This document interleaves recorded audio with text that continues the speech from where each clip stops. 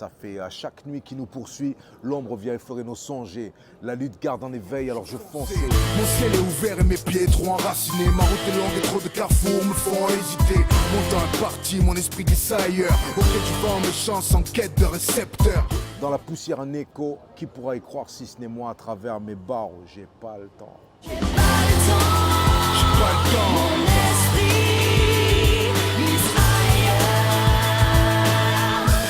Ben en fait, ce qui m'a plu tout simplement, c'est que moi, dans ce que je fais, il y a un côté humain qui est quand même assez important. Et j'ai fait l'année dernière un plateau urbain.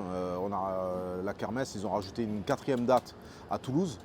Et en fait, à Toulouse, j'étais que avec des poteaux en fait. Donc j'étais avec Passis, Tommy, Cynic.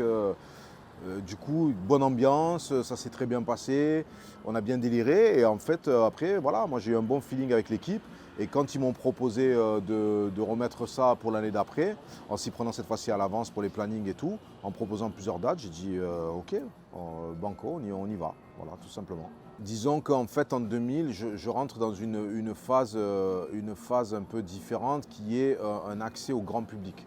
Moi j'ai une carrière déjà, je fais du rap déjà depuis 87, donc on va dire que je connais la musique, je connais le business, je connais les tournées, les concerts et tout.